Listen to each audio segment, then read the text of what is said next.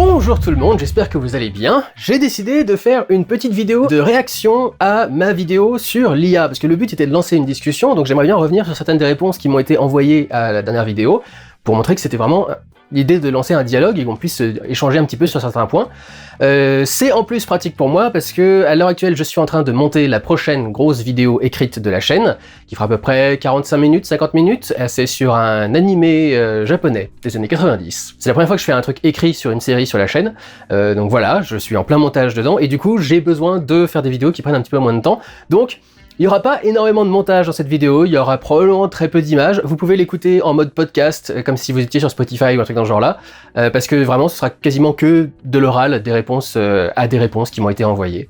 Je peux dire notamment au passage, pour commencer, que j'ai reçu quelques messages de la part de professionnels, et j'ai des amis qui ont des contacts dans le milieu professionnel, qui m'ont donc fait des retours sur l'utilisation de l'IA actuelle dans le cinéma. Je suis au regret de vous annoncer que c'est déjà un petit peu utilisé, notamment pour les effets spéciaux. Ça me paraît étonnant parce que l'une des grosses limites de l'IA à l'heure actuelle, c'est qu'elle est limitée au niveau du nombre de bits.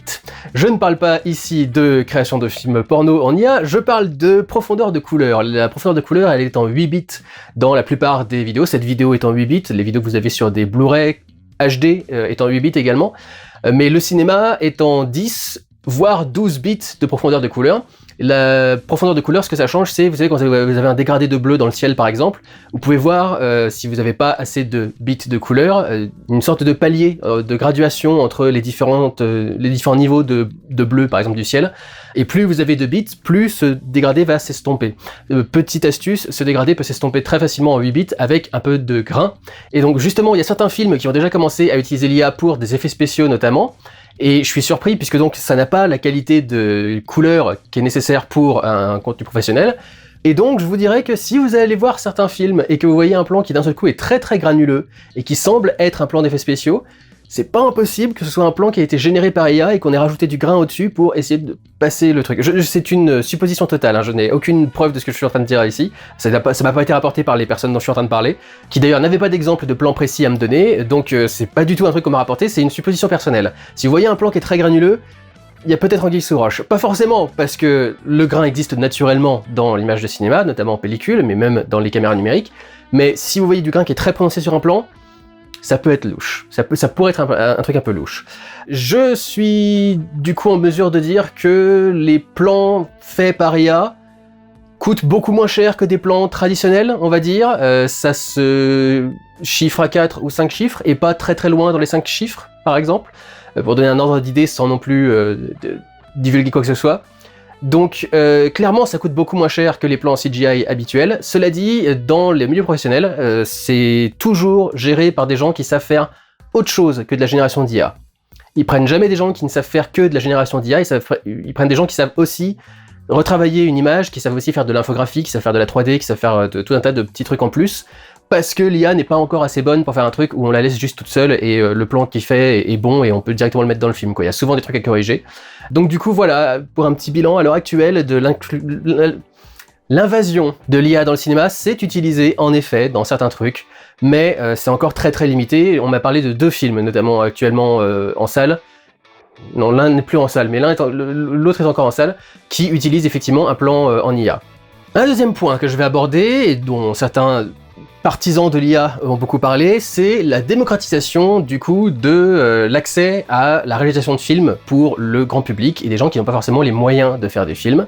On m'a effectivement reproché de ne pas en avoir parlé, d'avoir parlé que du milieu professionnel et de ne pas avoir parlé du fait que certaines personnes qui n'ont pas accès au milieu professionnel pourront du coup faire leur propre film et faire leur propre truc. Donc il faut aborder ça un petit peu. Je voudrais commencer par dire que il me semble que vous êtes un peu candide quand vous croyez que les outils de génération d'IA qui sont gratuits à l'heure actuelle resteront gratuits à vie. Généralement en informatique, quand un truc est gratuit, c'est que tu es le produit qui est vendu en fait. On récupère tes métadonnées sur les sites internet, etc. etc. Je sais pas si vous êtes au courant, mais on vient de révéler récemment que le fameux Pokémon Go auquel vous avez tous joué a été utilisé pour des services d'IA, pour entraîner des images, à reconnaître des endroits, des trucs dans ce genre-là. Quand un truc est gratuit, c'est vous le produit. C'est vous qui offrez quelque chose, en fait, une valeur quelconque. À l'heure actuelle, il y a beaucoup de produits IA qui sont gratuits parce que on permet d'entraîner la machine, en fait, en lui faisant générer des prompts, en les corrigeant, en disant ce qui va pas, etc. On participe à la création de l'outil lui-même. À mon sens, à partir du moment où ça, ce sera fait, on va arrêter d'avoir des IA qui sont à accès gratuit, qui peuvent générer des trucs gratuitement, et on va commencer à nous faire payer pour le moindre plan. Ce sera peut-être un petit peu moins pour des individus lambda, mais ça va coûter une certaine somme quand même, quoi. Donc ça va pas complètement démocratiser d'un seul coup l'accès au cinéma à tout le monde. Les entreprises qui créent des modèles d'IA ne sont pas des œuvres de charité, elles sont là pour faire du pognon à un moment ou à un autre, et à mon sens, dès qu'elles auront trouvé le moyen de faire du pognon, elles vous laisseront plus l'accès aux trucs gratuits. Ça n'aurait pas de sens en plus, parce que ça veut dire que du coup, les gens qui peuvent payer sur leur truc, pourquoi est-ce qu'ils iraient payer puisqu'ils auraient accès à un truc gratuit également? Donc à mon sens, c'est un truc qui est un peu fantasmé. Cela dit, il y a un truc auquel je n'avais pas pensé quand j'avais parlé de ça, et même quand j'avais écrit ma réponse à la base, il y a des IA qui sont en open source, comme Firefox par exemple, qui est un logiciel open source, un navigateur open source. Ça veut dire que c'est un code qui est gratuit, qui est accessible à tout le monde, et n'importe qui peut le modifier, lui rajouter des trucs, le personnaliser, etc. etc. C'est ouvert à tout le monde, c'est accessible, et donc c'est gratuit. C'est quelque chose qui me surprend toujours un petit peu. À mon sens, il doit y avoir quelque chose qu'ils doivent pouvoir utiliser de vous pour que ça reste gratuit comme ça, mais c'est effectivement quelque chose qui peut exister. Alors peut-être qu'avec certaines IA, on aura une démocratisation de l'accès à la production de films pour à peu près tout le monde. Et à ce moment-là, j'ai envie de vous dire très bien, n'empêche que c'est quand même très dangereux pour l'industrie du cinéma en elle-même. Pour le reste, ça fait des années que le cinéma est devenu accessible à peu près n'importe qui. On peut, depuis plus de 10 ans maintenant, tourner un court-métrage entièrement avec un smartphone dans ce genre-là. J'en ai changé au début de l'année, je viens d'avoir toute une galère parce que l'écran a changé de sens et il voulait pas se remettre dans le sens normal en voulant montrer le truc. Mais qu'est-ce que tu fous? Tu vois pas là que je te tiens debout? Mais pourquoi tu me le mets à l'envers? C'est le texte, les notes que j'ai pris pour vous répondre. Ça fait des années qu'on peut faire un film uniquement avec un appareil photo comme ça, qui peut faire de la 4K, qui peut parfois utiliser des objectifs particuliers qui sont vendus pas trop cher non plus sur des sites comme Amazon. Le cinéma est devenu très très accessible à peu près tout le monde depuis très longtemps. Et bizarrement, on n'a pas eu non plus une recrudescence d'un seul coup de Martin Scorsese et de Orson Welles et de Christopher Nolan qui se sont mis à tourner des trucs entièrement avec leur iPhone, quoi. Je suis pas, enfin, pour moi, cette idée de démocratisation du cinéma, c'est un doux rêve de la part de certaines personnes. Je pense pas qu'il y ait tant de gens que ça dans le monde qui ont... Alors, ça peut paraître méprisant de dire ça, qui ont un Citizen Kane à réaliser. Et surtout, il y a pas beaucoup de gens qui veulent faire le film. Il y a beaucoup de gens qui veulent être divertis par le film, et il y a pas beaucoup de gens qui veulent le faire. Soit parce que ça leur parle pas, soit parce que c'est quelque chose qu'ils s'imaginent pas faire, soit peut-être à tort, éventuellement. Mais je pense pas qu'il y ait tant de monde que ça qui veut absolument être réalisateur et qui est juste bloqué par les moyens d'accès à des moyens de production. Faire un film avec ses potes, etc., enfin, c'est quand même facilement faisable, et tout le monde ne le fait pas quand même, quoi. De la même façon, si on veut faire des trucs un peu plus impressionnants que juste un truc tourné avec un iPhone, il y a des tonnes de programmes de 2D et de 3D qui sont extrêmement accessibles, notamment Blender qui est gratuit, qui est open source il me semble, je crois, un truc dans ce genre-là, mais enfin en tout cas qui est gratuit, qui peut être utilisé par n'importe qui, on peut se mettre dessus et suivre quelques tutos sur internet et commencer à faire le truc. Bizarrement, il n'y a pas 36 millions de personnes qui s'y mettent non plus, quoi. S'il y a des gens qui veulent absolument réaliser des films et qui pour l'instant ne peuvent pas, faute de moyens, je pense pas qu'ils soient extrêmement nombreux aussi. Et je pense pas du coup que l'IA gratuite soit une nécessité absolue pour d'un seul coup démocratiser le cinéma et le rendre accessible au plus de monde possible, et enfin permettre à des gens qui ne peuvent pas faire de cinéma à l'heure actuelle, d'enfin en faire. Je dis pas ça pour être méprisant, je dis ça parce que je pense que c'est une connerie que les pro-IA s'inventent pour essayer de faire croire qu'il y a une utilité et un besoin d'avoir de l'IA, qui en vérité n'existe que dans leur tête, qui n'existe pas, et... Voilà, pour moi c'est ça que je dénonce plus qu'autre chose. Je dis pas que tous les gens sont nuls et que personne n'est un artiste, etc., en dehors des vrais artistes reconnus, etc., etc. Je dis juste, à mon sens, vous rêvez quand vous pensez que d'un seul coup on va avoir 10 000 Christopher Nolan qui vont arriver, qui vont réaliser lequel j'aime bien de Nolan, Inception, avec de l'IA, quoi. Moi j'y crois pas vraiment. D'autant que, on dit toujours, à chaque fois qu'il y a un gros film qui débarque à 200 et quelques millions avec un réalisateur qui n'a rien fait avant ou qui a fait des films d'auteur, vraiment petit budget, etc., on dit toujours que c'est stupide de confier de tels budgets, de tels projets à des personnes qui n'ont aucune expérience. Donc est-ce que c'est vraiment utile de foutre une machine capable de faire autant de choses que l'IA entre les mains de personnes qui n'ont aucun entraînement ou qui ne savent rien faire de particulier? Je ne sais pas, je pose la question, je dis pas que c'est absolument inutile, je dis pas que c'est complètement con, etc. Peut-être que, si ça se trouve, ça va révéler des trucs extraordinaires, mais comme ça, là, j'y crois pas vraiment. Sans vouloir être méprisant, encore une fois. Et, quand bien même ce serait faisable, quand bien même l'IA serait une démocratisation absolue de la création cinématographique, Quand bien même ça nous ferait arriver dans un monde comme Star Trek, où on a l'holodeck, qui est donc la pièce où on peut créer n'importe quel univers et n'importe quel truc, etc., juste avec quelques prompts à l'ordinateur, et où tout le monde pourrait devenir un LARPeur dans Star Trek, mais un réalisateur du coup dans notre monde à nous. Ils pourraient pas en vivre. Et c'est ça qui est très compliqué. Et il y a plein de gens qui diraient « Ouais, mais de toute façon c'est de la passion, etc. » Oui, mais enfin, un projet passion, justement, faut y mettre énormément de temps. Et tu peux pas mettre tout ce temps-là si t'as pas un boulot à côté pour mettre à manger dans le frigo, quoi. Un job alimentaire, comme on appelle ça dans le métier du cinéma. Très peu de gens, déjà à l'heure actuelle, déjà très peu de techniciens peuvent vivre complètement du cinéma, très peu d'acteurs également. C'est pour ça qu'il y a le système des 507 heures qui te demande de faire 507 heures de travail dans l'année pour justifier de recevoir un chômage grosso modo, mais plutôt une compensation pour toutes les heures où tu n'as pas bossé justement, mais qui te permettent quand même d'en faire ton métier pour pouvoir y être dédié complètement, pour pouvoir chercher du travail constamment, parce que le métier d'intermittent du spectacle c'est ça, tu n'as pas d'emploi comme ça constamment à l'année avec un contrat, tu vas chercher à chaque fois que tu finis un tournage le contrat suivant et le projet suivant, et c'est vraiment du démarchage à chaque fois, quoi. Tu fais quasi une recherche d'emploi à chaque fois que tu termines un projet, et un projet c'est quelques mois dans l'année, quoi. Un tournage, c'est 3-4 mois. Donc, vous imaginez, pour les techniciens du cinéma, c'est 3-4 mois ici, 3-4 mois là, 3-4 mois ici. C'est pas un truc constant déjà, quoi. Et même si cette IA est vachement efficace, et si tu peux générer des trucs assez rapidement, ce qui n'est pas vraiment le cas à l'heure actuelle, parce qu'il faut générer des tonnes de prompts pour obtenir enfin ce que tu veux véritablement, mais même avec de l'IA, ça prend du temps, et il faut du coup que tu puisses en vivre. Et à l'heure actuelle, ce sera pas forcément facile d'en vivre. J'ai envie de vous dire que sur YouTube, c'est un peu la même chose. Ça a démocratisé l'accès à la créativité pour tout le monde. Des gens comme moi, des gens comme tous les vulgarisateurs, des gens comme des Squeezie, des trucs dans ce genre-là, qui sont quasiment des animateurs télé, en fait, modernes, des animateurs internet, qui ont des tas de concepts qu'ils font et dans lesquels ils sont l'animateur plus que vraiment la personnalité qui est au centre du truc. Des gens comme Cyprien, qui sont devenus réalisateurs et qui font des courts-métrages, etc., etc. Il y en a pas tant que ça qui en vivent. C'est l'impression que les gens ont, parce que du coup, beaucoup de gens sont sur Internet, beaucoup de gens font des pages YouTube et créent des tas de trucs, mais c'est pas parce qu'ils créent des trucs qu'ils peuvent en vivre. Il y a des tonnes de chaînes YouTube que vous voyez, où vous avez l'impression que c'est le métier des personnes, mais en fait, elles ont un métier à côté pour en vivre. Moi, je fais partie des rares chanceux qui peuvent vivre entièrement de YouTube. Et encore, c'est grâce à Tipeee. C'est parce que j'ai tous les gens sur Tipeee qui m'envoient de l'argent tous les mois, que je peux avoir un budget stable, et que je peux vraiment en vivre et en faire mon métier, parce que sinon, ce serait pas possible. Donc, démocratiser l'accès au cinéma et permettre à n'importe qui de créer des films, très bien. Ça veut pas dire qu'ils pourront en vivre, ça peut pas dire qu'ils seront payés pour, parce que ça dépend du moyen de diffusion, ça dépend d'où ça finit par se retrouver, ça dépend à combien ils sont rémunérés, etc., etc. Et du coup, je sais pas si le job de réalisateur par IA, c'est si accessible que ça, parce que ça demandera énormément de temps et pas forcément énormément de revenus. Donc c'est aussi une question à se poser, quoi. Et j'ai envie de dire que ce sera encore plus compliqué, parce que l'IA, à l'heure actuelle, elle essaye de remplacer absolument tous les jobs faits par des humains. Il n'y a aucun job au monde qui serait imperméable à l'IA. Le traitement de données, même les services à la personne, à partir du moment où on aura des robots qui seront capables de faire des trucs par eux-mêmes, pareil, c'est aussi en cours, hein, c'est ce à quoi bosse Tesla et des trucs dans ce genre-là, avec des tas de robots, des tas d'entreprises chinoises, russes, et des trucs dans ce genre-là. Évidemment pas nous, je crois pas, pas les Français. Au fur et à mesure que les jobs humains vont être pris par quelqu'un d'autre, il y aura plus d'autres jobs pour te permettre de tenir, en fait. Et je vais terminer là-dessus, je crois qu'on en parlait peut-être un peu plus tard, mais il y a beaucoup de gens qui rêvent complètement et qui s'imaginent que l'arrivée de l'IA, ça va du coup reverser plein d'argent dans les caisses de l'État, par exemple, et que au lieu de bosser, on va tous être au revenu universel. On sera tous débarrassés de notre job, on pourra tous juste vivre et faire nos vies, et du coup créer nos petits films en IA, si on en a envie, avec notre temps libre, etc.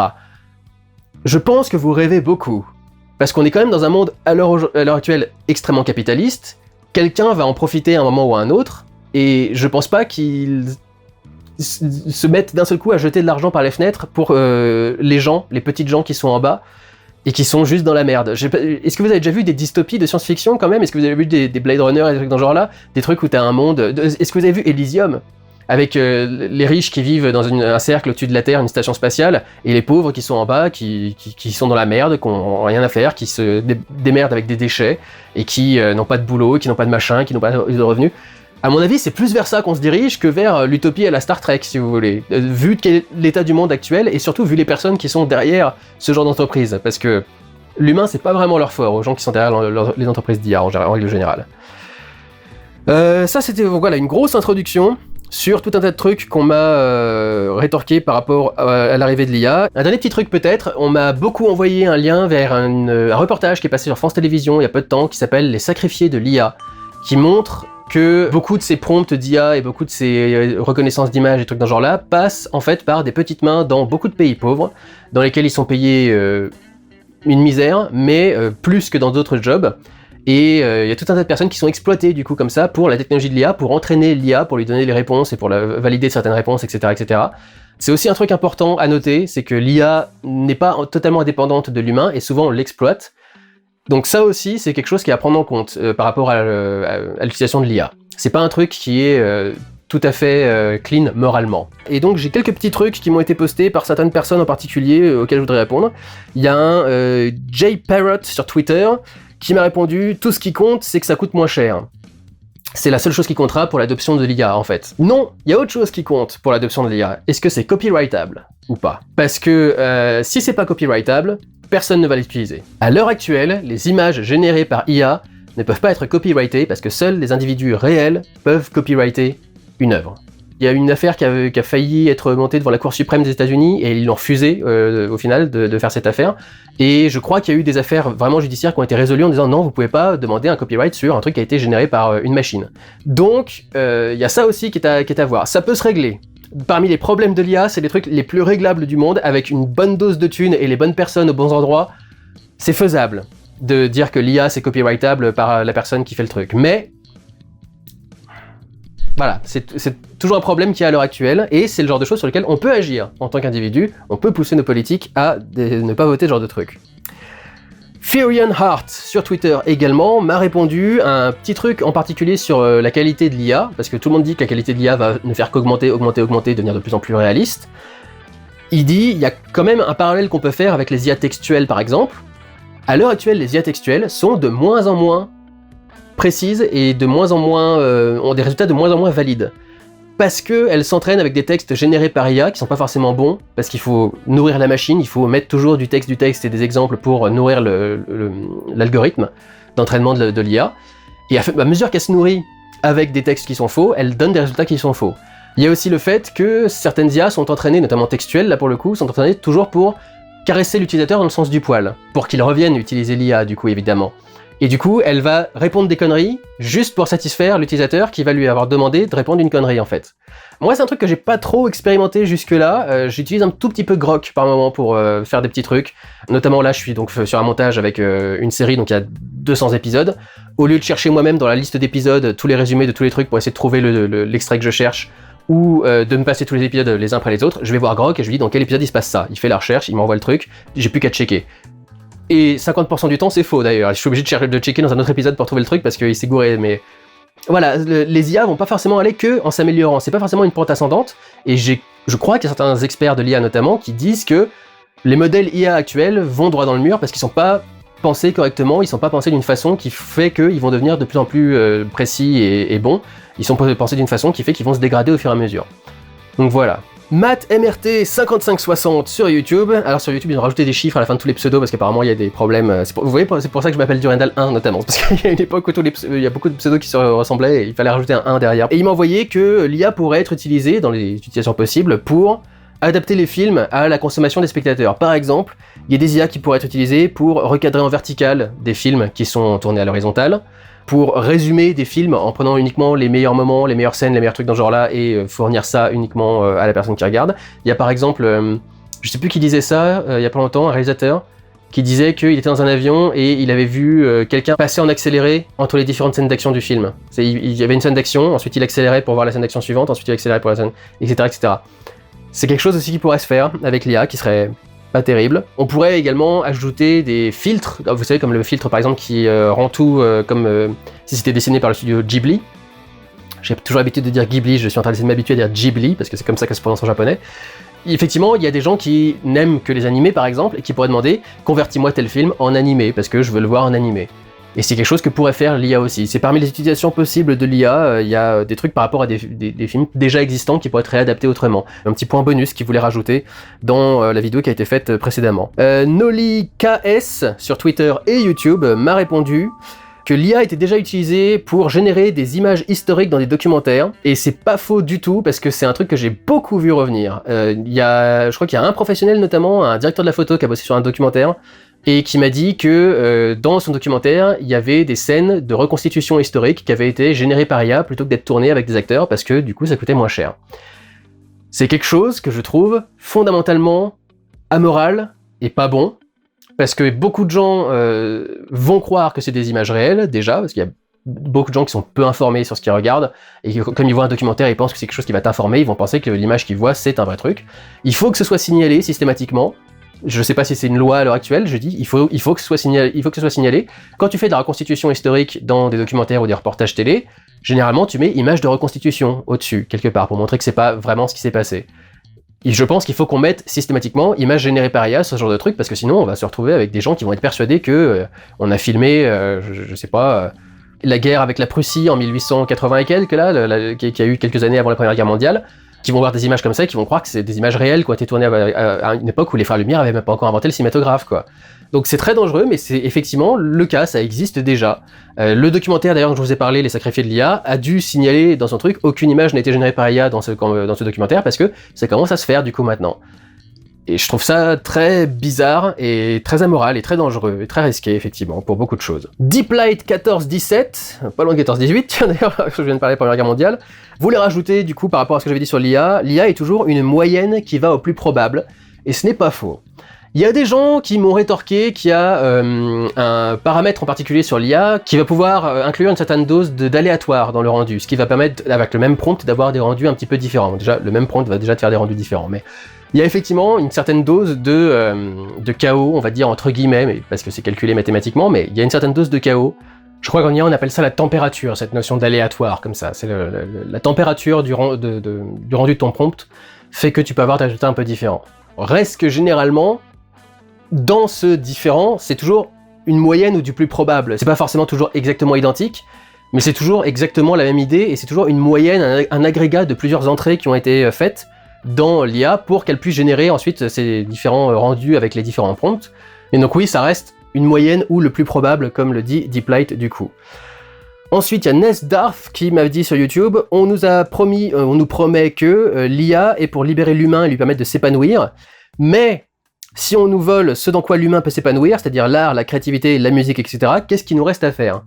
Et c'est pas faux. Imaginons ce futur hypothétique dans lequel, par exemple, l'humain aurait un revenu universel, on n'aurait plus besoin de bosser, et on pourrait juste créer tout ce qu'on veut dans notre coin, etc. Quel est l'intérêt ? À quel point est-ce qu'on va se faire entendre si de toute façon le milieu est saturé de création par IA qui peut générer des millions et des millions de trucs quasiment par jour différents. L'humain sera noyé en fait dans cette masse et n'arrivera quasiment jamais à se distinguer, et à chaque fois qu'il fera quelque chose, on pourra soupçonner que ça a été fait par IA et non pas vraiment fait par quelqu'un en fait. Donc c'est vrai que c'est particulier quand même de dire que l'IA est là pour nous libérer, mais au final elle va nous prendre tous nos jobs et nos divertissements à côté.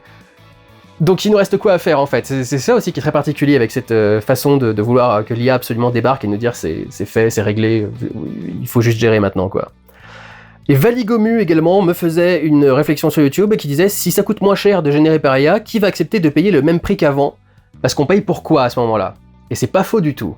Les gens gueulent déjà énormément sur le financement du CNC par le prix de vente des billets et des tickets de cinéma, mais si effectivement ça coûte quasiment plus rien maintenant de faire un film, qui va encore tolérer de payer 15 €? À Paris, c'est ça, aux alentours de 15 € et quelques. En province, c'est plus aux alentours de 10, 11, parfois 7 quand vous avez vraiment de la chance. Qui va accepter de payer tout ça si d'un seul coup, le coût de production du film lui-même a baissé d'un seul coup de 100, quoi. Quel que soit le film, que ce soit un gros blockbuster de science-fiction à 200 millions, ou que ce soit un film d'auteur à 1 million en principe, en cinéma traditionnel, qui va accepter de payer le même prix qu'avant, en fait ? Le prix de vos services de VOD, il va pas changer. Si d'un seul coup tous les contenus ils sont juste générés par des prompts avec une machine qui te fait ça à la chaîne quoi. L'abonnement il sera toujours le même pour Netflix. Déjà à l'heure actuelle, c'est pas le coût de production qui te donne le prix de l'abonnement Netflix. Le prix de l'abonnement Netflix il a quasi toujours été le même, et c'est justement parce qu'ils ont une sorte de stratégie économique pour ne pas avoir à payer d'impôts, qui réinvestissent la plupart de leurs trucs, de leurs abonnements dans de la production, et c'est comme ça du coup qu'ils peuvent se retrouver à ne pas payer d'impôts au final et à pouvoir faire des marges sans avoir à payer d'impôts. L'augmentation des coûts, il me semble qu'elle est plus par rapport à la gestion des serveurs que par rapport à la production du contenu véritablement. mais je suis pas sûr là pour le coup à 100%. Mais du coup effectivement ces prix-là, ils baisseront pas à partir du moment où les contenus seront faits par IA, ils vont rester les mêmes. Donc pourquoi est-ce qu'on paierait la même chose pour quelque chose qui a coûté 10 fois moins ou 100 fois moins? C'est particulier aussi comme question à se poser. Je vais aussi vous lire le commentaire de John Wotek3816 qu'il m'a laissé sur YouTube, parce que j'ai trouvé plutôt intéressant. Il commence « L'IA est une effroyable saloperie ». Vous me demandez pourquoi je l'ai trouvé intéressant. C'est la commodification même de l'art. C'est l'idée qu'on puisse traiter l'art comme un produit de consommation qu'on puisse fabriquer en masse.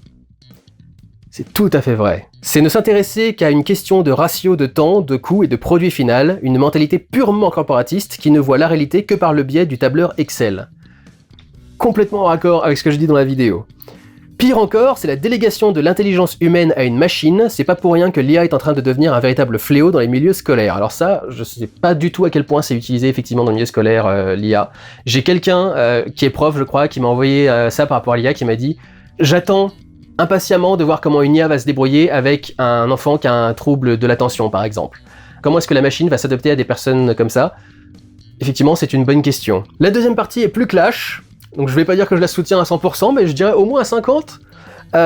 Les gens qui la supportent, donc l'IA, ouvertement, sont généralement des ignorants qui ne comprennent pas ce qu'ils supportent.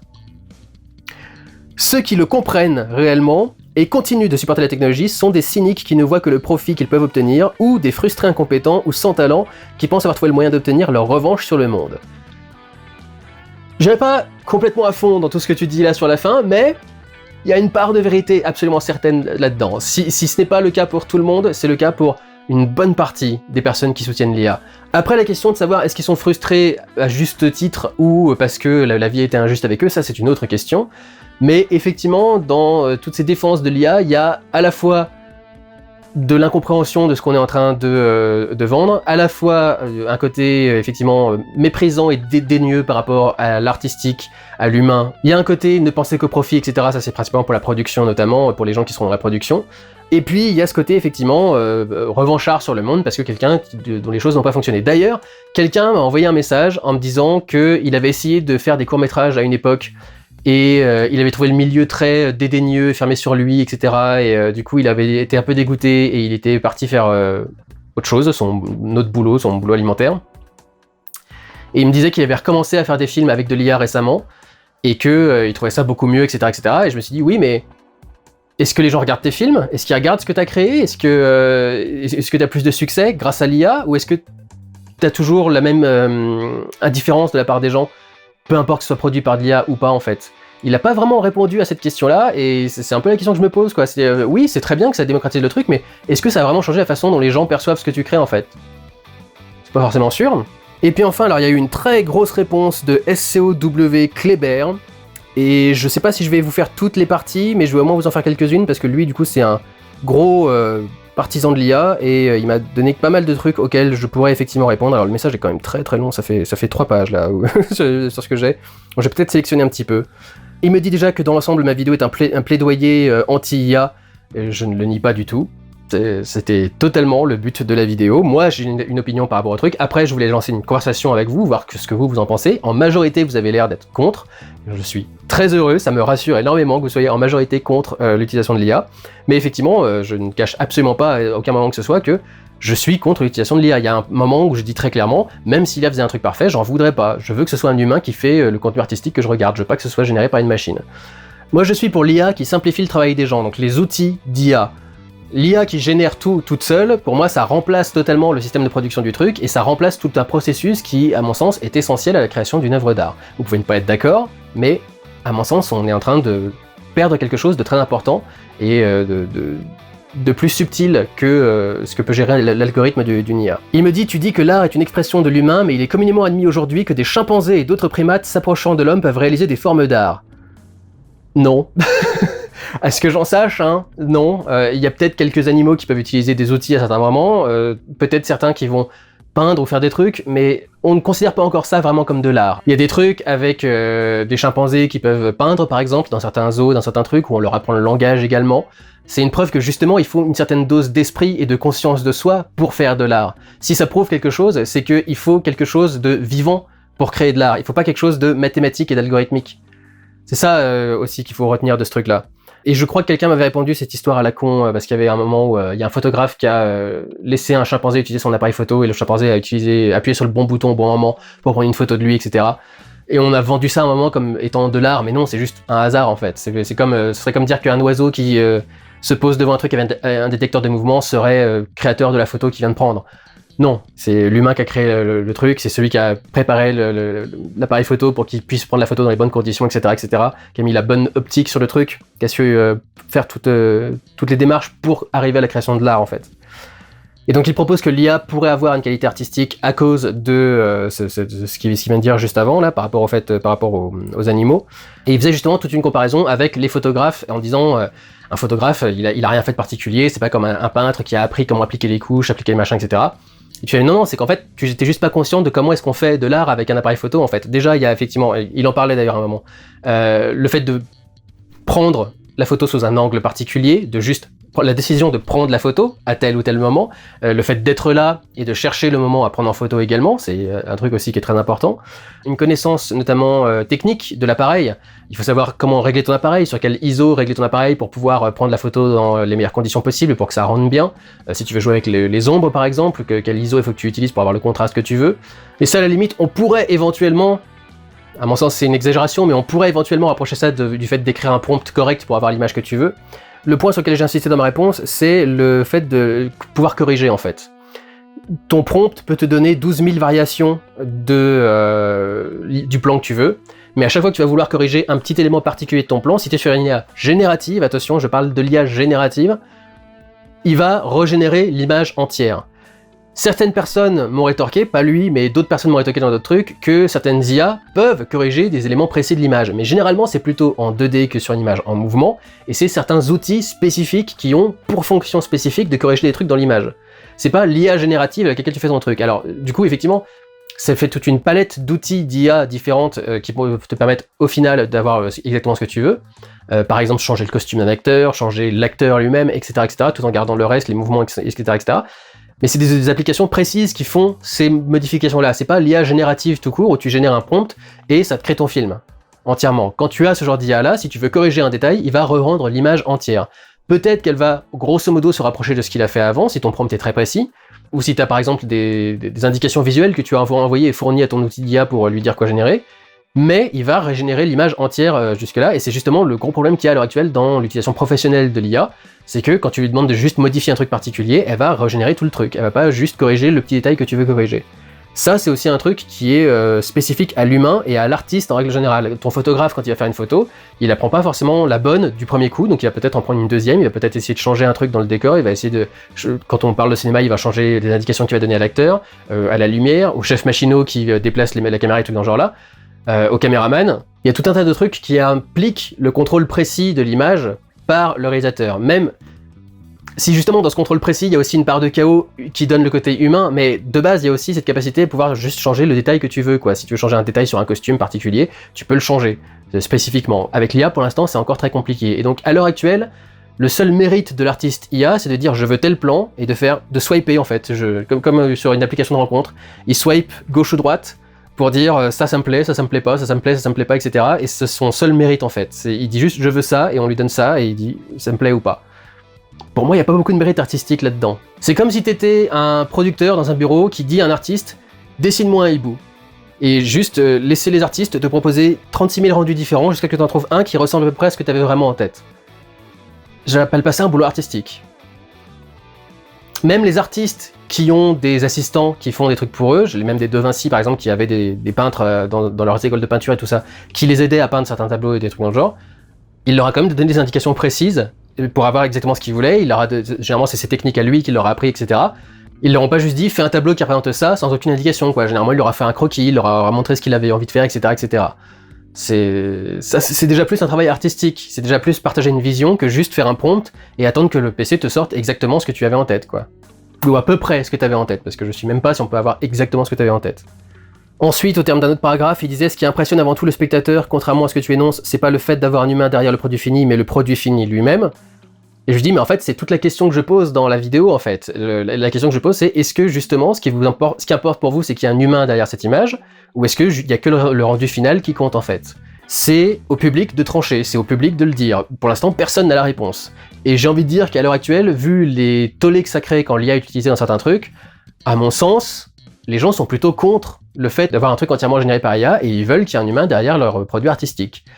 Il me semble, c'est ce qui semble ressortir à l'heure actuelle des réactions des gens par rapport à l'IA. Maintenant, cela dit, j'ai pas la réponse, vous non plus, et justement ma vidéo est là pour ça, elle est là pour participer à cette prise de décision de la part du public. Ensuite, il me dit que les deux vont continuer à exister, le cinéma traditionnel et le cinéma par IA, parce qu'il y aura toujours un public pour ça, et il y aura, tout comme il y a toujours un public pour les jouets en bois, faits main par des artisans passionnés et dévoués, etc.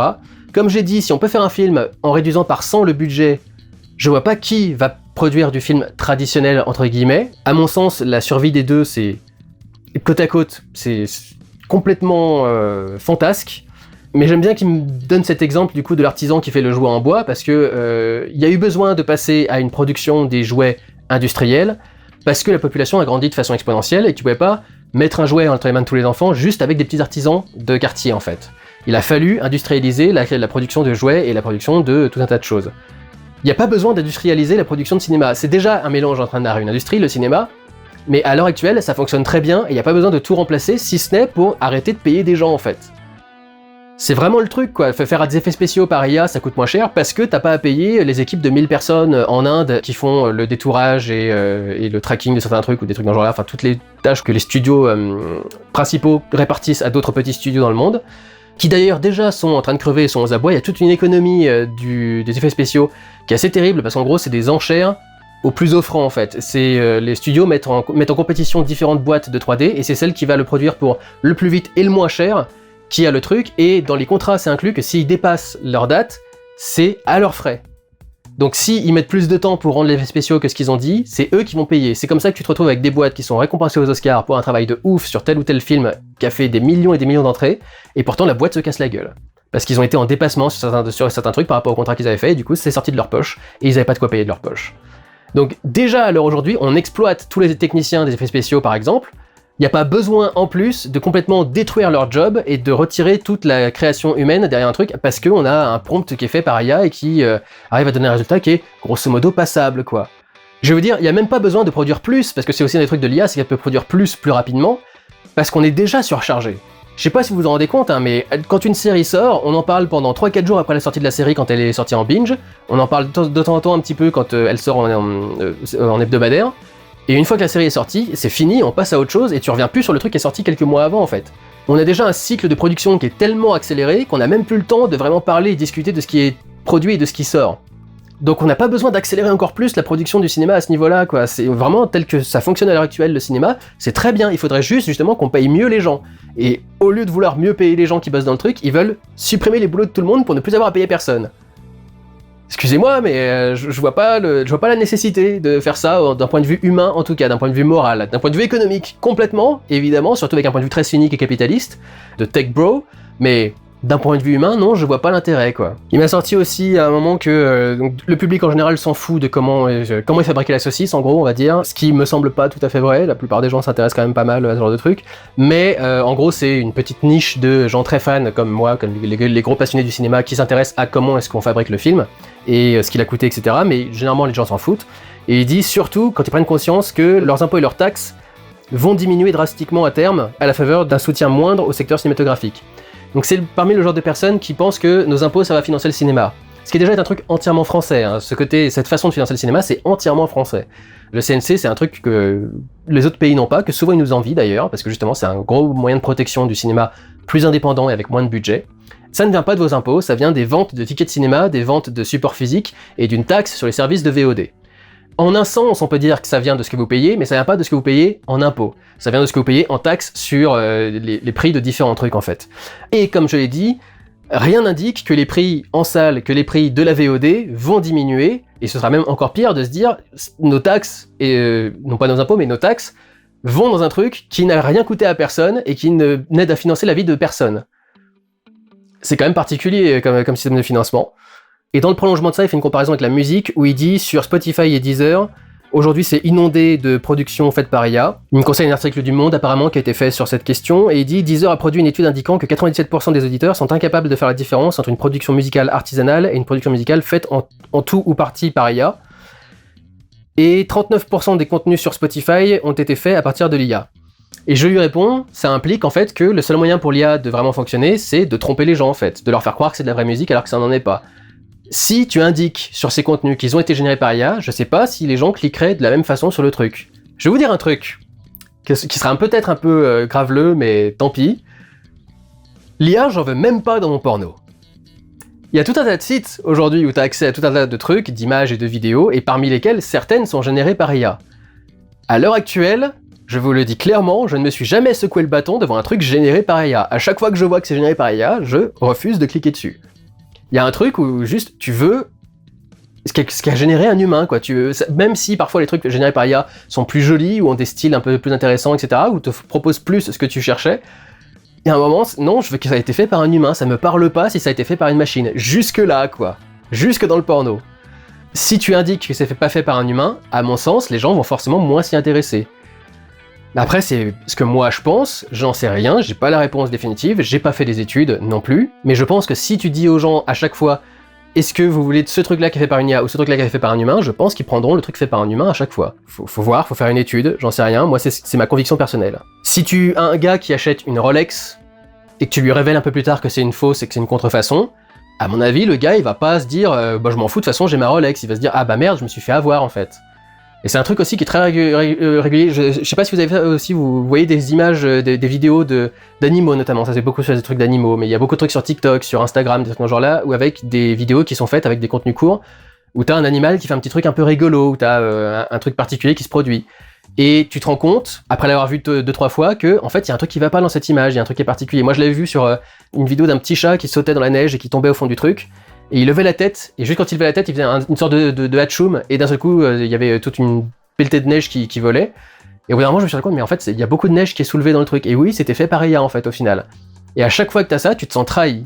Et c'est quelque chose qui me semble très révélateur de si, en vérité, tu sais ce qui est fait par IA ou pas, à mon avis, ça te déplaît. Après, il y a peut-être un petit truc particulier sur ces vidéos-là, c'est que comme tu les prends sur les réseaux sociaux et qu'elles sont tournées pour ressembler, tournées avec une caméra à la main, avec un appareil photo, un truc dans ce genre-là, tu as le truc où tu te fais tromper en fait, on te fait croire que c'est quelque chose de réel et d'un seul coup tu te rends compte mais non, en fait c'est une supercherie de A à Z. Et à mon avis le sentiment de trahison vient plus de ça. Je sais pas si ça marcherait de la même façon dans le cinéma. Si on te montrait une scène de cinéma et tu disais ouais ça a l'air d'être réel etc. Est-ce que tu t'en sentirais trahi si après on disait bah non ça a été généré par IA? C'est une bonne question à poser aussi, mais je sais pas s'il y a une étude particulière qui l'a posée. Mais à ce niveau je ferai aussi une comparaison par rapport aux effets spéciaux numériques. Beaucoup de gens disent du coup qu'ils détestent les effets spéciaux numériques. Et il y a plein de fois où les effets spéciaux sont totalement invisibles, où tu ne vois pas qu'il y a un effet spécial. Et je sais pas comment ces gens réagissent quand ils voient que du coup, en fait non, c'était un effet spécial, c'était un fond vert, c'était un truc particulier, c'était fait par ordinateur peut-être entièrement. Je sais pas s'ils apprécient particulièrement quand ils se rendent compte de ce genre de truc.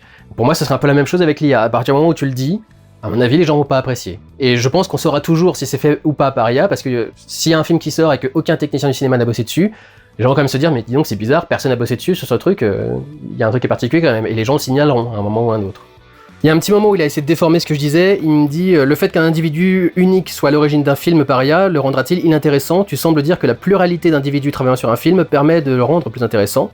Ça me paraît discutable d'affirmer cette thèse comme une règle de principe. Est-ce à dire qu'un jeu vidéo indépendant comme Limbo, fait par un jeune homme seul dans sa chambre en 2010, dont la quasi-totalité de ses aspects, son, image, scénario, gameplay, etc., est mauvais? Mon problème à aucun moment c'est que ce soit un individu seul qui réalise le truc. Je dis qu'effectivement il y a une interaction humaine qui est nécessaire pour arriver à certains trucs, notamment dans le cinéma qui est un art collaboratif par définition. Ça ne veut pas dire pour autant qu'un mec qui fait tout seul n'est pas un artiste. Le problème c'est que justement, est-ce qu'il fait tout seul? Le mec qui a créé Limbo en 2010 dans sa chambre, il a tout fait tout seul. Il a fait les sons, il a fait les images, il a fait les animations, il a fait le level design, il a absolument tout fait tout seul. Tout est sorti entièrement de sa tête de A à Z. Et c'est lui, avec ses petites mains, qui a tout créé. C'est absolument un travail artistique et c'est un travail notable et reconnaissable. À reconnaître, artistiquement, plutôt dirons-nous. Une personne qui a fait un prompt sur Google AI, machin, là, je sais plus comment s'appelle le truc qui peut créer des jeux vidéo, en disant fais-moi un jeu où je suis un renard qui me promène dans tel truc, etc. Il a pas fait le level design, il a pas fait le renard, il a pas fait le modèle du machin, il a pas tout créé, etc. C'est pas lui qui est à l'origine de l'œuvre, c'est la machine qui est à l'origine de l'œuvre, basée sur un prompt. Peut-être que parfois le prompt est plus précis que certains trucs, mais il va pas entièrement décrire comment doit être le décor dans chaque endroit et dans chaque truc pour faire un level design particulier par exemple. Il a pas généré l'image qui a servi à faire telle ou telle texture de sol ou truc dans ce genre-là. C'est pas la même chose d'avoir un mec seul qui fait un projet et d'avoir un mec face à une IA qui met un prompt et l'IA lui sort un truc. C'est pas le même processus, et c'est pas un processus artistique, à mon sens. Ensuite, il revient sur la question de pour qui c'est destiné. Est-ce que c'est destiné aux créateurs, ou est-ce que c'est destiné, par exemple, aux studios et aux services de VOD pour permettre aux gens de créer leurs films chez eux, etc., etc. Et il dit, tu évoques la possibilité de permettre à terme que chaque individu regarde un film que l'algorithme aura créé pour lui. Et je disais que l'algorithme allait créer une moyenne du truc. Et il me dit, mais peut-être que justement par ce biais, l'individu ne cherchera pas forcément le film qui lui convient, mais celui qui le surprend. Pourquoi désespérer de l'homme ? Avec des gens qui supportent l'IA, il y a de quoi désespérer de l'homme. Mon commentaire, c'était justement que l'algorithme allait sortir quelque chose de moyen et de convenu, pas l'individu. Même avec une dose d'aléatoire inclus dans le rendu du truc, l'algorithme, il est fait pour te sortir, comme on en a parlé avec un autre commentaire, le truc le plus probable ou la moyenne. Il va pas te sortir le truc le plus étonnant, quoi. J'ai déjà essayé de demander à Grok, par exemple, de faire des trucs créatifs. Il m'a jamais sorti des trucs qui étaient à se retourner, quoi. Il y a des moments où je lui ai fourni des textes de base et je lui ai dit « crée-moi la suite ». Il a récupéré exactement les mêmes concepts qui étaient évoqués dans le truc et il les a reproduits dans une variation un peu différente dans un autre texte. Mais il a toujours sorti un truc qui était basé sur autre chose et qui était une moyenne, et qui était quelque chose de commun et qui était probable à sortir. Il a jamais créé quelque chose d'absolument incroyable. L'algorithme ne sait pas ce qu'il fait et il n'a pas de volonté. L'IA, elle n'est pas consciente. C'est vraiment juste un algorithme et une moyenne. On ne devrait même pas appeler ça une IA, honnêtement. Elle peut pas juste créer un truc en disant tiens, je vais faire quelque chose qui serait original à ce moment-là. Elle réfléchit pas comme ça, l'IA. Elle sort le truc le plus probable. Comme les IA textes, par exemple. Les IA textes, vous savez que ça génère pas du texte, ça génère des nombres. Et ça se dit, il y a tant de probabilités que tel nombre arrive après tel nombre, après telle demande qui consiste en tel nombre et tel nombre et tel nombre. C'est pas du tout un truc conscient, les IA. Donc, à moins que tu te demandes spécifiquement à faire quelque chose de particulier, je pense pas que l'IA te sortira quelque chose de surprenant et je pense pas qu'elle soit capable de sortir quelque chose de surprenant à cause de son mode de fonctionnement actuel en tout cas. Peut-être qu'après il y aura une révolution qui permettra de faire un truc particulier, mais à l'heure actuelle, je pense pas que l'IA soit créative et puisse proposer quelque chose de vraiment jamais vu et extrêmement nouveau, quoi. Et je disais que ces films seraient du coup individualisés et que personne n'aurait accès du coup au film que tu regardes. Et il me dit, mais si, du coup, on pourrait... tu peux générer ton film pour toi, et après tu le montres à d'autres personnes, etc., etc. Et tu fais, non, c'est pas possible, parce que il y aura des millions de personnes qui vont demander à générer des films chaque jour, et tu peux pas garder dans tes stocks de serveurs des millions et des millions de films produits par jour en résolution 4K, que tu peux ensuite garder de côté pour que les gens les regardent, en fait. Il y a des besoins à serveurs en particulier qui sont très, très compliqués à gérer. YouTube, à l'heure actuelle, a toujours du mal à... prévoir et avoir suffisamment d'espace disponible pour répondre à la demande et aux quantités astronomiques de données qui sont uploadées sur YouTube chaque minute et chaque jour, quoi. Ils ont vraiment des serveurs monstrueux pour réussir à internet ce genre de trucs. Et si on a 36 000 services de VOD qui ont tous les serveurs de la taille de ceux de YouTube, parce que les serveurs de VOD de Netflix, c'est pas la taille de ceux de YouTube, il n'y a pas la même quantité de données sur Netflix que sur YouTube. Ça va être monstrueux en termes écologiques, ça va être monstrueux en termes de ce que ça fait à l'environnement, construire tous ces endroits, etc., etc. Ça va être, à mon sens, c'est pas gérable. Tu peux pas garder les milliards et les milliards de films que chaque personne génère de leur côté. À mon sens, c'est pas faisable. Et puis à un moment, je parlais de la bulle de l'IA qui est amenée à exploser, et beaucoup de gens, lui y compris, m'ont fait un rapport avec la bulle Internet, qui a explosé au début des années 2000, et il dit que ça n'a pas tué l'outil technologique lui-même, bien au contraire. Et j'ai dit, mais ça n'a rien à voir, parce que la bulle Internet, c'était pas Internet lui-même. C'était pas l'entreprise qui avait créé Internet, qui faisait fonctionner Internet, qui a explosé. C'était des entreprises qui agissaient à travers d'Internet, qui avaient un capital absolument monstrueux, parce que tout le monde voulait trouver le prochain gros monstre, et il y en a plein qui sont cassés la gueule d'un coup. Ça a donné lieu aux GAFA actuels, Google, Amazon, Facebook, et le dernier c'est quoi ? Apple. Ça a donné lieu du coup à ces géants de la tech qui ont absorbé tous les plus petits qui sont cassés la gueule en fait. Mais c'est pas le service Internet lui-même en fait. L'explosion de la bulle Internet, c'est l'explosion de tout ce qui était rattaché à Internet. L'explosion de la bulle IA, c'est les gens qui produisent véritablement eux-mêmes l'IA. OpenAI, par exemple, si ça se casse la gueule, leur modèle d'IA disparaît et se casse la gueule complètement. C'est pas open source, le modèle d'OpenAI. Donc une fois que l'entreprise se casse la gueule, ça se casse la gueule. Le truc n'existe plus, tout ce qui a servi à entraîner la machine n'existe plus, les algorithmes que ça a créé, l'entraînement, n'existent plus. Si la bulle IA explose, ces trucs-là explosent avec lui en fait. Alors effectivement, il y a aussi la question de l'open source qui se rajoute à la question, mais si la bulle IA explose, les services disparaissent et il n'y a personne pour prendre la suite en fait. À moins qu'il y ait une autre entreprise qui débarque, mais elle doit reprendre tout le travail de zéro et monter son truc, quoi. À moins de se greffer sur une IA ouverte. Et puis enfin, il était revenu sur la question du cri de douleur de la mère que j'avais montré dans Hamnet. Je pense que l'on peut l'adapter grâce à des prompts suffisamment précis et adaptés en fonction de ce que l'on souhaite. Disons donc, on peut reproduire ce genre de cri en fait. Et en fait, ça montre qu'il n'a pas du tout compris quel était le propos de la vidéo. Le propos de la vidéo, c'est est-ce que ça a encore une valeur si c'est généré par un ordinateur, si ça a été calculé, si ça a été entré précisément comme indication dans un prompt, par rapport à une performance d'acteur qui est issue véritablement de l'humain et de comment le corps humain fonctionne et de comment est-ce que cet humain arrive à reproduire les sentiments, etc., etc. en fait. C'est ça la question, c'est plus philosophique et morale qu'une question de est-ce qu'on peut réussir à le faire ou pas. C'est pour ça que je partais du principe dans la vidéo que l'IA pourrait évoluer et pourrait devenir quasi parfaite en fait. Mon propos, c'est pas que l'IA n'arrivera jamais à faire tel ou tel truc. Elle va y arriver à un moment ou à un autre, d'une façon ou d'une autre. Peut-être pas avec les modèles qu'on a actuellement, peut-être avec une autre évolution, une autre version, etc. Mais à un moment ou à un autre, elle pourra y arriver. La question c'est, est-ce qu'on en veut? Est-ce que ça a encore une valeur? À mon sens, non. Peu importe qu'il y ait un humain pour rédiger le prompt derrière, parce que c'est retirer l'essence même de ce qui fait l'intérêt d'une œuvre artistique, en fait. C'est retirer l'humain et la patte de l'humain qu'il y a derrière. Et puis enfin, il y a un compte sur Twitter qui s'appelle Lactetu, actuellement son pseudo c'est Pour ton info. Il m'a fait toute une grande réponse sur le cinéma. Il me dit non, l'IA ne va pas tuer le cinéma, mais elle va faire muter le cinéma et elle va tuer tes certitudes. Le truc, c'est qu'à mon sens, si tu te débarrasses de tous ces composants du cinéma dont j'ai déjà parlé, tu tues le cinéma tel qu'il est en fait. C'est plus du cinéma, ça devient autre chose. Ça devient du pur divertissement algorithmique, littéralement. Les gens dénoncent beaucoup les produits Marvel et les trucs dans ce genre-là, et il va en parler justement dans un truc.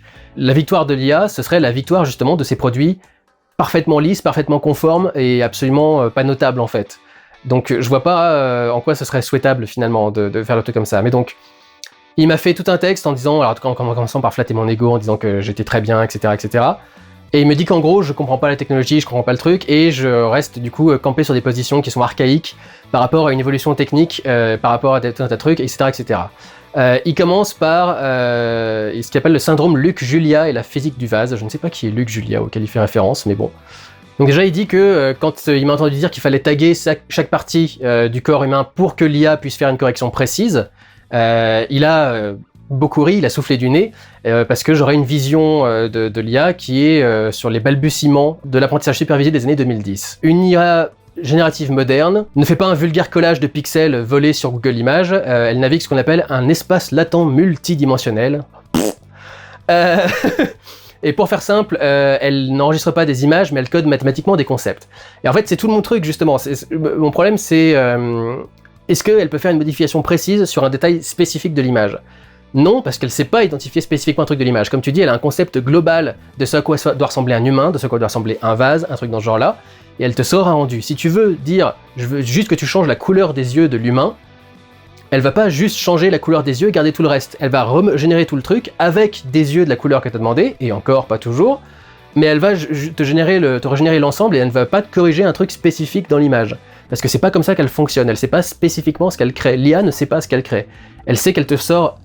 C'est exactement ce que j'ai décrit, en fait, il me dit que je comprends pas la technologie, mais c'est exactement ce que j'ai décrit. Elle te sort un agrégat algorithmique de toutes les références qu'elle a eues qui lui disent tel truc, ça ressemble grosso modo à tel truc. C'est apparemment, de ce que j'ai compris, ça crée une sorte de nuage de points et ça applique des vecteurs de mouvement à ces pixels qui sont du coup captés depuis l'entraînement par rapport aux images qu'il y a eu de base pour entraîner la machine. Et donc du coup, elle voit pas les détails du corps humain, elle voit des points qu'elle déplace selon des vecteurs. Mais donc justement, ça prouve ce que je dis, ça prouve qu'elle sait pas ce qu'elle fait, ça prouve que tu ne peux pas corriger spécifiquement un détail. Mon problème, c'est pas dans la qualité de ce que ça génère, je dis justement que le rendu, l'exemple avec les mains, avec Will Smith qui bouffe des spaghettis, etc., c'est justement la preuve que l'IA est de mieux en mieux entraînée à reproduire quelque chose de réaliste. Mais ça veut pas dire pour autant qu'elle comprend ce qu'elle fait, justement, et c'est pour ça que tu peux pas avoir un contrôle absolu sur ce que l'IA te génère. Et après, justement, il me parle de cette notion de température, donc le côté un peu aléatoire de l'IA, et il me dit l'IA a la capacité d'explorer les marges absolues de son espace latent, elle ne se contente pas de recracher, elle hallucine mathématiquement. En poussant les bons paramètres, elle peut générer les paradoxes visuels des associations narratives qu'aucun cerveau humain n'aurait pu concevoir, précisément parce qu'elle n'est pas bridée par nos propres biais cognitifs. Ce dont tu fais la promotion là, c'est en fait la promotion du fait qu'elle te dise aussi n'importe quoi. Ça veut dire qu'il y a un moment où elle va pouvoir te faire une association entre deux trucs qui n'ont absolument aucun sens, tu vas te retrouver avec un film qui n'a ni queue ni tête, parce qu'elle a associé deux trucs qui dans sa tête à elle, ont des points communs et qu'elle peut rapprocher, mais qui, pour un cerveau humain, n'auront aucun sens. Pour moi, c'est pas un argument positif pour défendre l'IA, ce que tu es en train de mettre là, justement. C'est montrer que, justement, elle va te générer aussi un peu n'importe quoi, et donc ça, c'est contre l'idée que on pourrait intégrer l'IA comme générateur de films sur un service de VOD, par exemple. Pour moi, c'est un rêve absolu, ça n'existera pas, parce que l'IA n'est pas capable de se dérouler entièrement toute seule, et elle n'a pas d'œil créatif. Comme tu dis, elle hallucine mathématiquement, elle n'a pas de conscience, de cohérence, et elle n'a pas d'œil créatif, en tout cas. Donc ça retire tout l'aspect artistique, c'est littéralement, comme tu le dis, de l'hallucination mathématique, c'est de l'algorithme. Ensuite, il me fait tout un truc sur le biais du critique, mais ça je l'ai déjà un peu répondu avec une autre réponse. Il me dit que je me plante dans la vision de la consommation du cinéma, parce que moi je suis critique et du coup je juge tel ou tel aspect du cinéma, etc. Et la plupart des gens s'en foutent, ils veulent juste être divertis. J'ai pas du tout opposé à ce truc-là, le but de la vidéo c'est justement de pousser les gens à se poser des questions par rapport à ce qu'il y a dans la saucisse en fait. C'est vraiment tout le truc. Comment est-ce qu'on fabrique la saucisse et est-ce que ça a de l'importance pour vous, cette façon de fabriquer la saucisse ou pas? Et je vous pose la question, je dis pas que c'est comme ça que ça fonctionne, je dis que j'aimerais que ça fonctionne comme ça et je vous demande est-ce que, effectivement, vous voudriez que ça fonctionne comme ça ou pas? C'est pas le propos que j'ai voulu tenir à aucun moment en fait, c'est oui effectivement je suis inquiet pour l'avenir du cinéma parce que j'ai connaissance de tous ces points-là et je suis attaché à ce que le cinéma soit fait par des humains et soit fait correctement et soit artistique. Je ne dis pas que les autres personnes fonctionnent comme ça, donc c'est toi en fait qui as mal interprété ce que j'ai dit à la base. Ensuite c'est rigolo, parce qu'il me parle donc ce truc de la fameuse âme du cinéma que j'ai prôné dans la vidéo, en disant que c'est le réflexe ludite classique. Le théâtre a prophétisé la mort de l'émotion à l'arrivée du cinéma, les peintres ont craché sur la photographie, etc. C'est ce discours sempiternel sur c'est juste une nouvelle technologie et juste vous êtes les rabat-joie qui veulent rester bloqués à l'ancien temps et vous êtes contre les technologies, etc., etc. Encore une fois, je suis pas contre l'IA en tant qu'outil technologique pour aider à faire certains trucs, je suis contre le fait de retirer totalement l'humain de derrière le truc. Et c'est paradoxal justement qu'il me reproche tout ça, parce qu'il me dit après, regarde ce qui se passe aujourd'hui avec la musique générative, des IA comme Suno et Udio permettent à n'importe qui de pondre une symphonie ou un tube pop en 30 secondes. Est-ce que ça a tué les musiciens? Absolument pas. Les gens s'amusent à créer leur propre bande-son, c'est ludique, mais ils continuent de payer des fortunes pour aller voir de vrais artistes en concert. Pourquoi? Parce que le besoin fondamental de connexion émotionnelle avec un père, la résonance humaine, est irremplaçable. L'IA va démocratiser la création visuelle extrême, mais elle ne supprimera pas notre besoin de l'autre. Ce besoin de l'autre, c'est le besoin d'âme en fait dont je parle. T'es en train de prouver ce que je dis en essayant de le réfuter finalement. T'es en train de dire, déjà ça permet à des gens de créer une symphonie ou un tube pop en 30 secondes. Oui, mais pas par leur propre talent. Par un prompt, simplement, ils n'ont pas le talent pour créer ce genre de truc, ils font un prompt et l'IA leur sort quelque chose. Ça n'exprime rien d'eux, ça n'exprime rien de leur personnalité, ça n'exprime rien de leur talent. C'est juste demander à une IA de générer un truc algorithmique pour faire quelque chose. Et tu dis toi-même, on a besoin de cette résonance humaine, comme tu dis, elle est irremplaçable. Et c'est ça qui manquera au cinéma si tu le fais entièrement généré par IA en fait. C'est justement cette résonance humaine. Et je comprends pas pourquoi est-ce que tu me dis d'un côté que je suis anti-technologie parce que pour moi cette âme manque, et après tu dis mais effectivement cette âme elle manquera et elle est irremplaçable. C'est paradoxal, tu dis bien que oui, l'humain il est important derrière le cinéma, que cette notion d'âme, ce que moi j'ai appelé l'âme, mais ce que toi tu appelles l'humain, c'est irremplaçable à la notion d'art et c'est essentiel à la notion d'art. Et tu peux pas la retirer, ça sert à rien de la retirer, c'est retirer l'essence même du truc en fait. Ensuite, il a une autre partie sur cette idée donc que le cinéma traditionnel et le cinéma IA vont cohabiter ensemble, qui, je vous le répète, encore une fois, est une énorme connerie. Il le dit lui-même, si tu peux produire une explosion spatiale photoréaliste pour 5$ au lieu de 50 millions, l'industrie lourde va s'effondrer. Mais le cinéma avec un grand C ne va pas mourir, il va muter. Et il me fait la comparaison avec l'horlogerie et le remplacement de l'horloge mécanique avec les horloges numériques. Et le fait que maintenant, du coup, les montres mécaniques sont un symbole de, qu'est-ce qu'il dit, un art de vivre, un luxe discret, une déclaration d'intention, etc., etc. Le cinéma coûtera toujours infiniment trop cher. Aujourd'hui, à l'heure actuelle, les budgets, qui sont pourtant assez énormes, je vous dis, le plus bas budget d'un film français, c'est 500 000, généralement autour de 1 ou 3 millions, et 10 ou 15 millions pour des grosses productions. Les méga productions arrivent aux 30, 60, comme certains Astérix, ou trucs dans ce genre-là, mais c'est des exceptions absolues, c'est pas du tout la moyenne. Ça coûte déjà très cher et c'est déjà pas assez. Si en plus tu rajoutes de l'IA derrière, c'est absurde de croire qu'il y a encore des gens qui vont tourner des films à l'ancienne. Si ça se fait encore, c'est des gens qui le tourneront entièrement bénévolement, sur leur temps libre.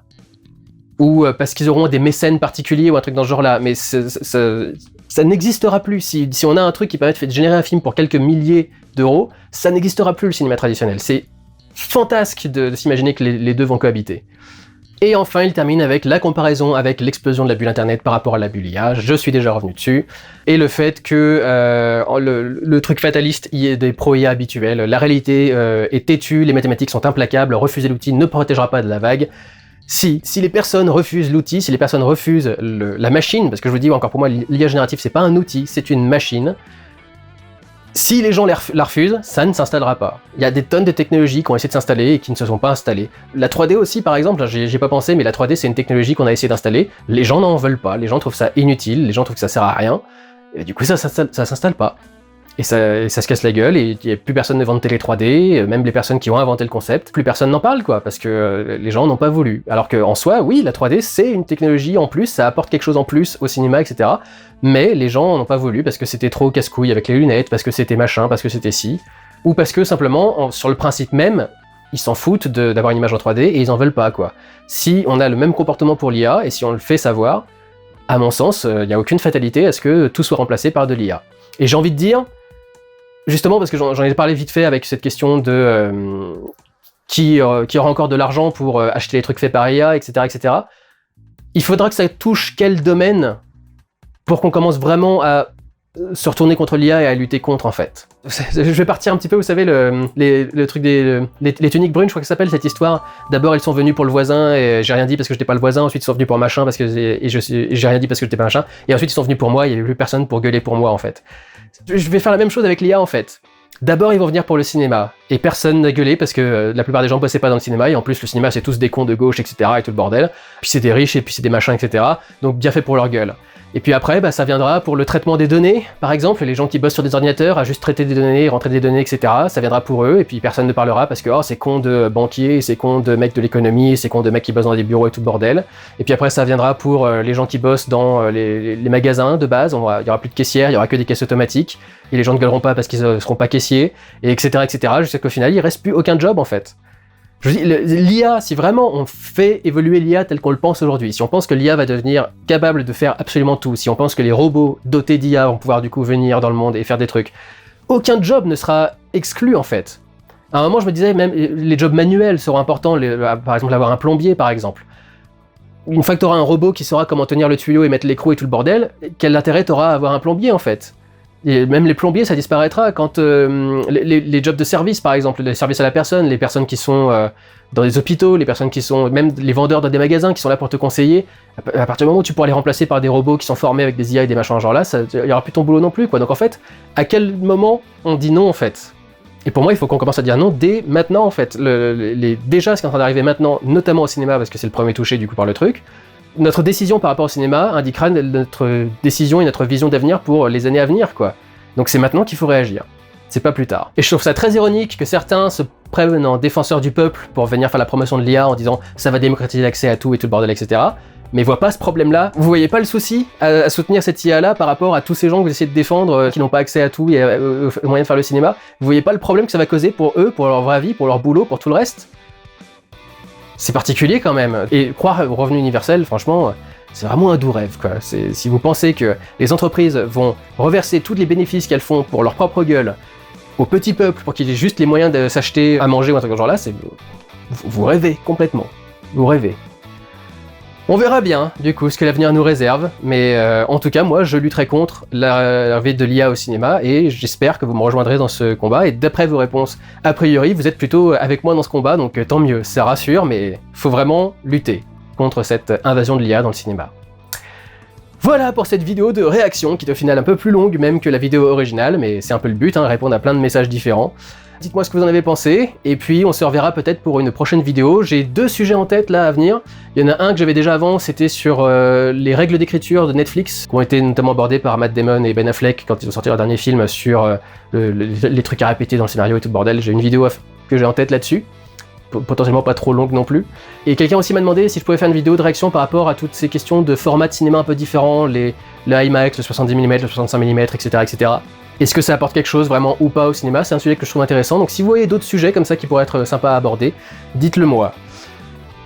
Voilà, je crois que c'est tout. Prenez soin de vous, allez voir des films. Ciao.